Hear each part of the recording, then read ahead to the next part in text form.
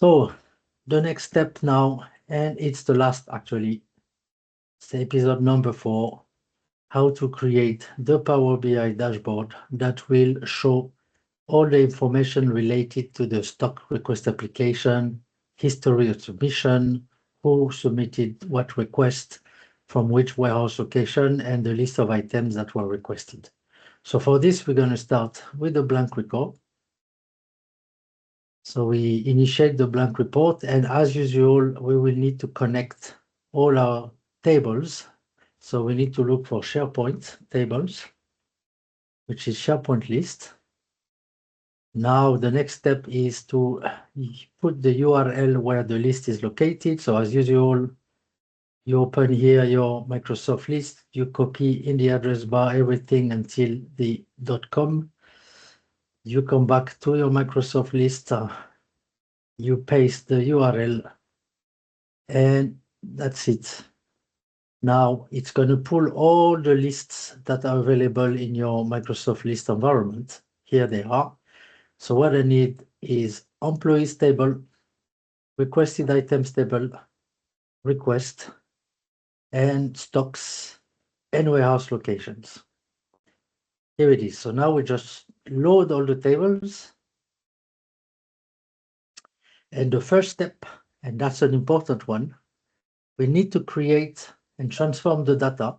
As you remember, in other presentation, I showed you that by default, Microsoft list, when there are some lookup columns from one table to another one, it will pull the eventual ID number, but not the data itself. So we need to transform that before we can use the data and see the correct information. So as a starting point, we're going to go to the request table, go home, transform data. So request table, we will start with the request table because the request table has some information coming from other tables. We go at the end. So if you go at the end of a request table, you will now see that we have an option to pull the warehouse location from the warehouse table. So for this, we go here and we select title. If you remember, the column where the warehouse location name is listed is the title column.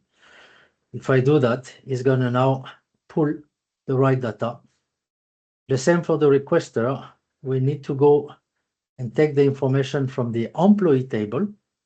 And from the employee table, it's also the title column. So now we have the right information here. These are the only one we need to pull from the request table. Next, we need to go on the requested items table. We also need to do two things there. One, in the requested item, we need to pull the actual request ID, because this is coming from the ID column from the request table. So here I need to select the ID here, which is actually the manual column that we call ID. So here on the request, we're going to now pull the request ID, and we have here all the ID number. So in that table, which is the requested items, whenever we submitted 2 items to be released, there will be 2 times the ID, obviously. And the same for the item, we need to have the name of the item that is pulled from the stock table, and the name of the item is also into the title column. So once I do that, now I have the items that are properly pulled for each of the ID requests. Once I've done that, I need to check if anything is missing, but I believe this is the only thing I need to do, because these are the only tables that are having lookup values from other tables. So once I do that, I close and apply, and I leave Power BI to do its job. It's pulling the data again.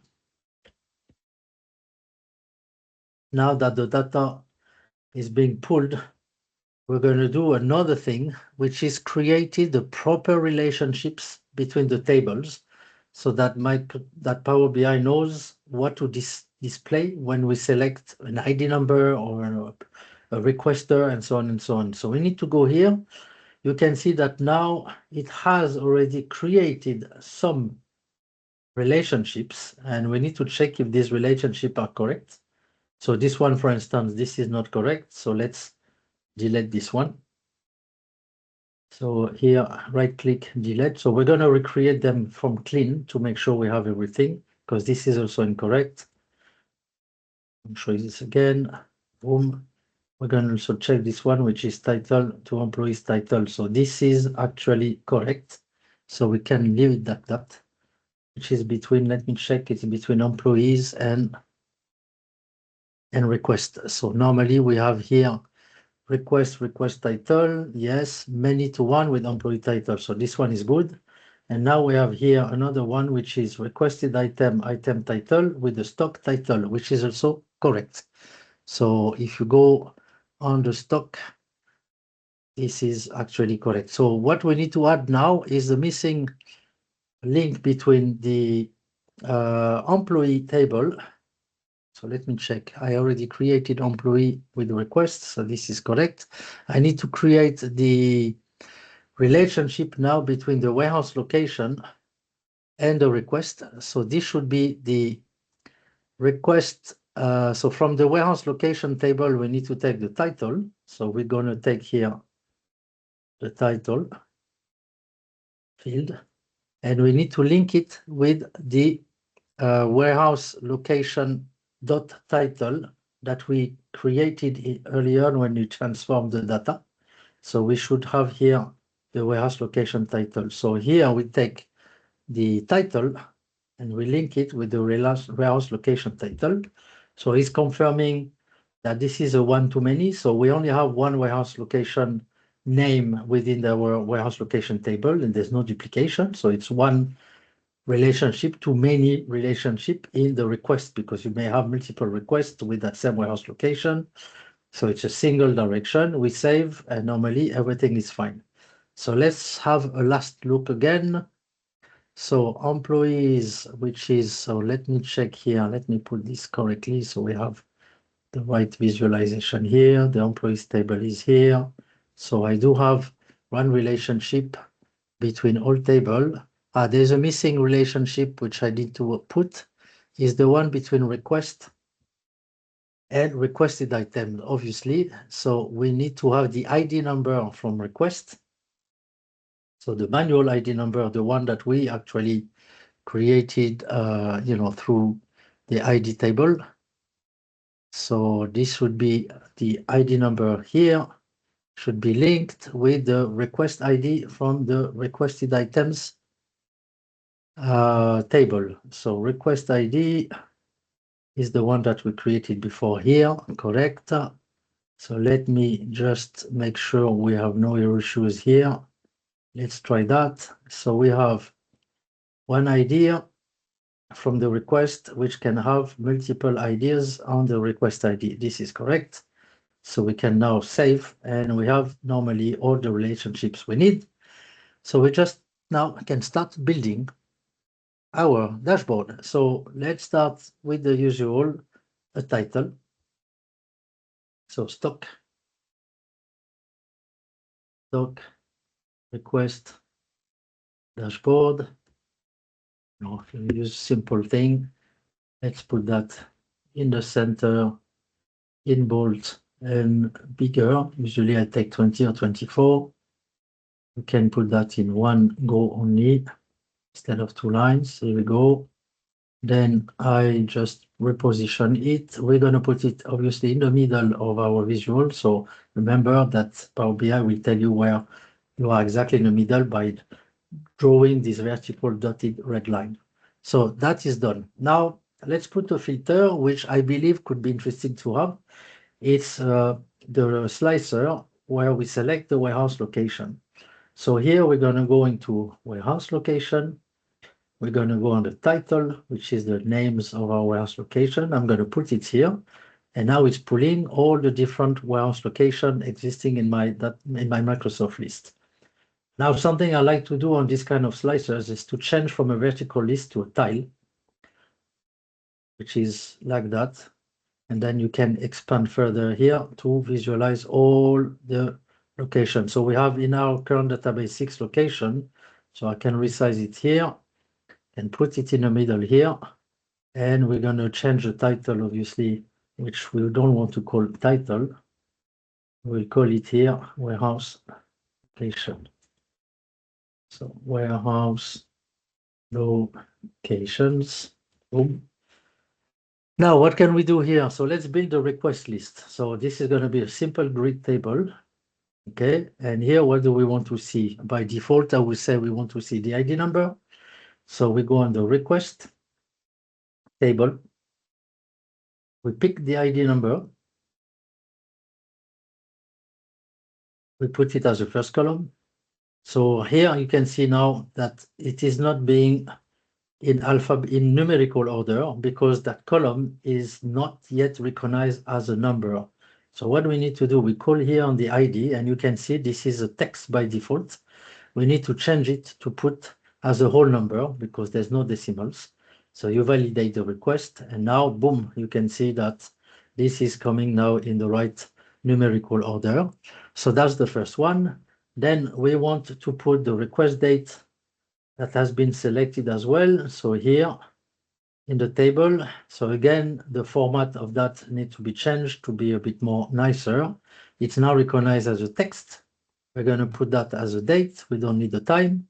And we're going to change the format to be short format date. I like to put this one, which is day, month, and year, which now will be changed like this one.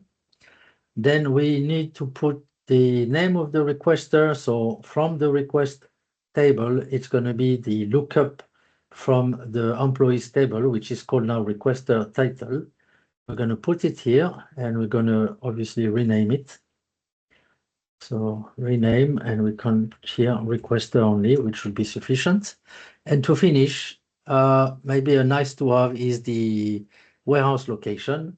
So again, we have here the warehouse location. We need to take not the ID, which is a number, but the title. As you know, we did that transformation in the table earlier. So I'm going to put it here. And now we have all the warehouse location from all the requests made, and I'm going to rename it to be called warehouse location only. We don't need the title. Okay, so we have our request. So first, let's see very briefly if the filter here works properly. No, it's asking me to refresh. Let me do it. Yeah. So if I click London, this is correct. I can only see now the submission for the warehouse London. Nairobi, the same. Paris, the same. Rome, the same. Washington, the same. And Erbil, the same. So all these are working correctly. Let's put another grid, which will be the one where we want to see the list of items per submission. So to have something a bit similar to that same grid, I'm going to put it here with the same format. Now here we need to put the request ID at first. So the request ID would be the request ID coming from the request table. So we go here on the requested items, and remember we pulled that request.id, which is coming from my request table only. So same here, this field is not yet a numerical field, it's a text. So we go back to whole number, and now it's going to be in the right order. So let's, for instance, pick the this record. I will click on it, which is the ID3. It should properly filter to show me only the ID3. So here, so far, it's working correctly. Now we can rename it here, that column, and we just call it request number or equivalent. So here, I'm just going to remove this and add this icon, hashtag, which is basically now going to show the request number. Now we need to put the description of the item. So this is also coming from the item title. Remember, this is the linked lookup value from the stock table. So I pull this one, I will put it next now, and this is now showing as items being pulled. So you can see now that if I pick, let's say this ID number 6, it's telling me that within the ID number 6, we had 2 items requested, which are the bottle of water and the milk 1 liter. And all I need to complete now is to put the quantity, obviously, because this is what we want to see. So the quantity, it's here. I just pull it down. Oh, sorry, this is not in the right grid. The quantity shop, I need to go back here and remove this one and go back to the right grid to put the quantity. My mistake. Here it is. So now I have everything I need. So I need to rename this one, which is description, or, can leave description not to make the text too long. I could have put item description, but this would be too long for that column. Okay, so what do we have? We have two neat tables, both of them linked each other. If I do Paris now, it's going to show me only the request done through Paris. I request 2, 5, 10, and 16, and at the same time, 2, 5, 10, and 16 list of items being requested from that warehouse location. Now, it's always nice to change a bit the color for the two grids, so you can make the difference between one and the other one. We can also put the title here. I want to go here in the general and say, I want a title, and I want to call it request list, which is now showing here as a title. And I will do the same for this one, which will be requested items. So I put title again, and I call it here requested items. So this is good. Now I can put also a different color from one and the other one. So on the property, on the visual, the style preset, the one I like to use is the condensed. So this is a good one. I like this view because you add some grids here and some lines, and it makes the visualization a bit more clear, I would say. Now, what I don't like is obviously the color of the header, black like that, not the best. So I'm going to change it and put something a bit nicer, maybe this one. Let's try, or the next one maybe, so that the text can be seen a bit more. Yes, this is good. And I'll do the same for this one, which is the request list, where I can also change the background color. And sorry, I need to be in the right place. Column header, that's correct. I need to change the format as well, which I didn't change. Condense. And now I can change the color from black to something like that. Yeah, I think that's good. So we have now both our tables. I can also add a border, which I like to put from time to time. So again, to have a clear delineation.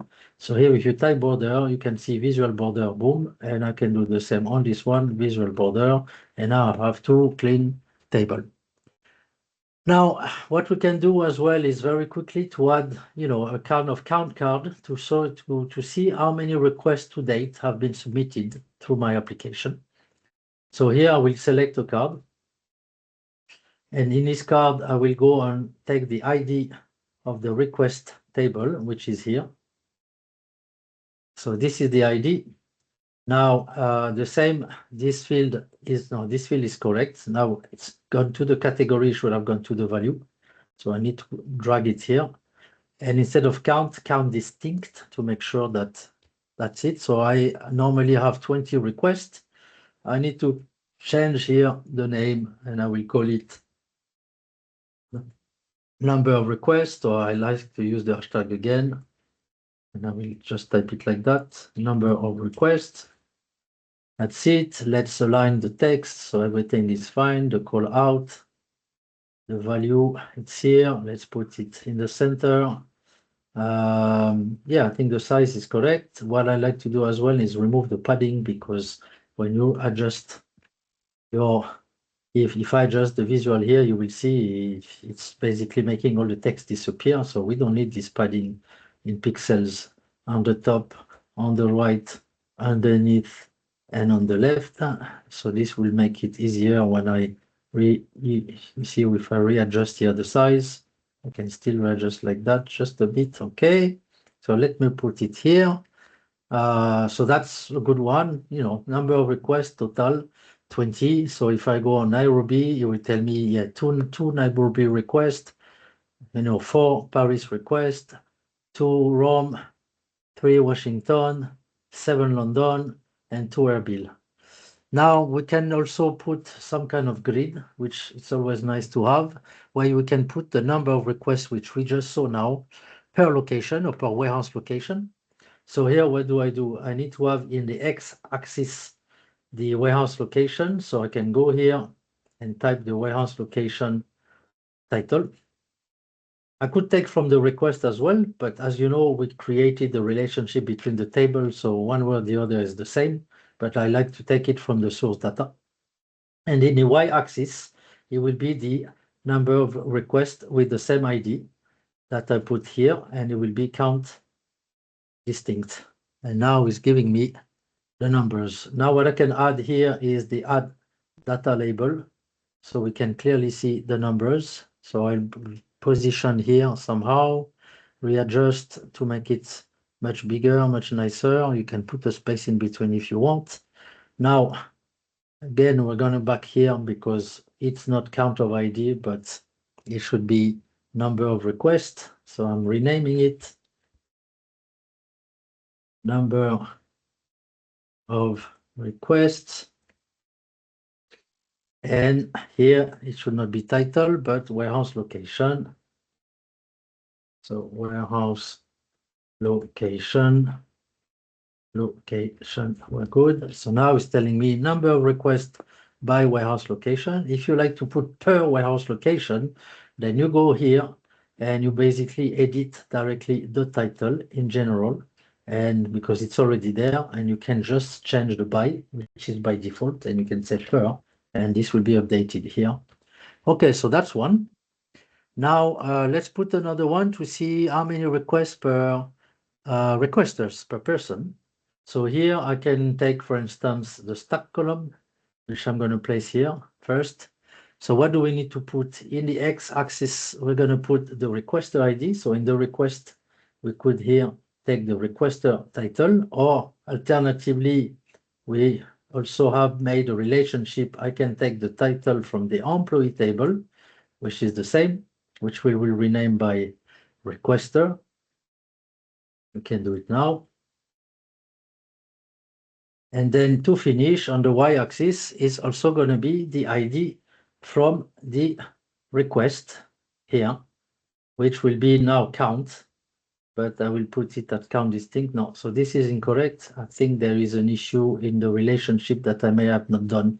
So instead, just to be on the safe side, let's take the requester title directly from the request table. So we are good and it's clear. So let's rename. But as I said, it would work if you go back in the relationship here, and we may not have put that relationship between employees here, request title. Well, actually it is there, so it should have worked, because the relationship between the employee title and the requester title, it's there. So this should have worked, but maybe it's a small thing that I forgot somewhere. Anyway, it works both, so you can just adjust this again, add the data label, and then just to clean a bit the name here, so not count of ID, but number of requests. So we rename here, and we will call it number of requests. Number of requests. And again, if you don't like the by, you can go here on the general, look at the title and change the by per, which is make it, I think, proper English in this case. Number of requests per requester. So I think we have something solid here. I mean, you know, I could add more analytics from the data we have, but I think this is quite sufficient. As usual, when you start playing with the filters, if you forget where you clicked and where you should unclick, you can always add, as I showed you on a previous video, the reset button. So you always come back to the default view, which is basically the raw view of your older data. So for this, you go on insert, you can insert a button, which in this case, you pick the reset one. Okay, so this is the reset button. Then first you need to go on the view, create a bookmark. So you go on bookmarks, you say add, So the bookmark will be based on the view now. If I had filter Nairobi and I create a bookmark now, it will be a bookmark based on the filter of Nairobi. This is not what I want. I want a bookmark based on the raw view with no filters activated. So here I will rename it to call it reset. And all I need to do is go back to that button and even make a bit bigger if I like it. Voila, even bigger. Can put it here. So now I need to go on the action and activate the action. And I said that the action is bookmark and which one it is, reset. So now I think everything is good. So we can do a test. Let me click Nairobi. And while you're within Power BI desktop application, to click here, you need to do control and click. It's actually written here, control plus click. If I click, boom, it resets everything. So we're good. So I think we finished. So we basically build a really basic Power BI dashboard, but you actually have now a full overview of all the requests, who's making the request. You can even put the timeline if you want to know how many requests per month. So this is the last one, which I didn't put, but we can add it here. So let me put some space, and you can put that somewhere in between. You can resize all your dashboards, so you can basically put per month. So we can, for instance, put this one. And in this case, we have the request date, which is here. So here you have the choice on the hierarchy to select if you want to put day, month, and so on. I will put month. So on the x-axis is going to be all my month. Obviously, right now I only have 1 month because it's a new application, but over time you will have more. And then I will use the ID in the y-axis to do the count again. And this thing count. That's it. So now it's telling me in June, which is now, I have 20 requests, which corresponds to the total here. And if I do some requests in July and so on, then you will have a new visual here. The visual will be updated accordingly to show basically all the month and the request per month. So it's really up to you now how you want to visualize that. So of course, I'm going to also change here the name and say number of requests. Number of requests per month. So by month, again, if you don't like the buff, by, you can go here on the title and you change by per. And that's it. And so now we have 3 visuals. Number of requests per location or warehouse location, number of requests per month, number of requests per requester, plus the details, the raw list of all the requests made to date, and the whole list of all the items released or requested to be released per date, with some filters where you can either click on London here, which is exactly the same that clicking on London. The only difference here is that this request per month is not being updated.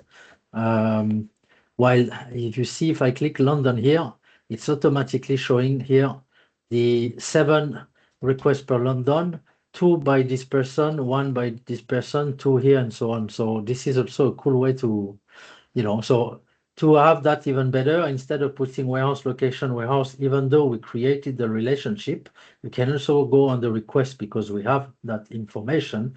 And on the request table, we have here the warehouse location title. So I can remove this one and put this one instead, which is exactly the same as you can see.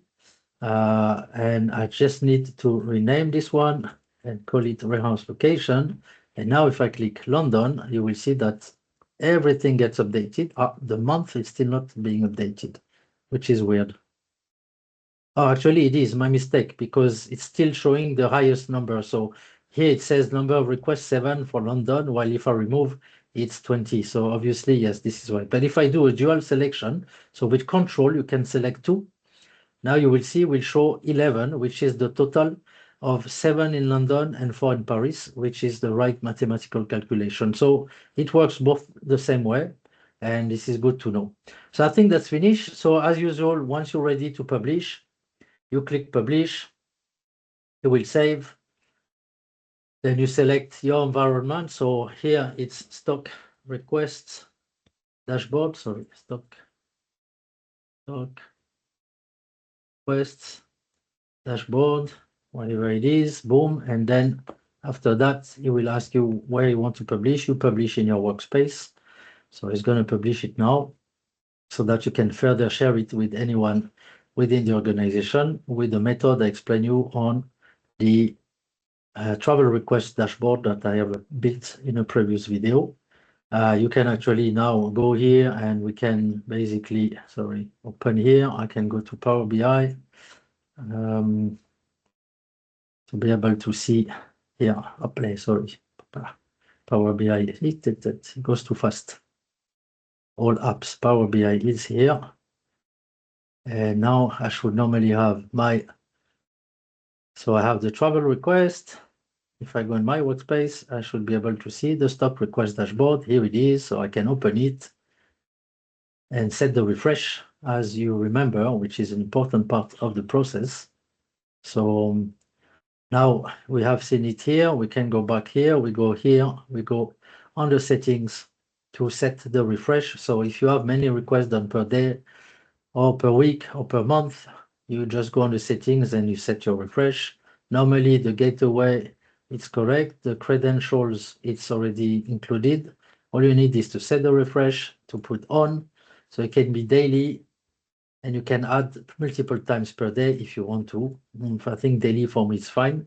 So every time there's new requests submitted through the application, the record save in all the Microsoft list tables once a day at the UTC coordinated universal time. The Power BI dashboard will collect and pull the new refresh data to visualize it into the dashboard.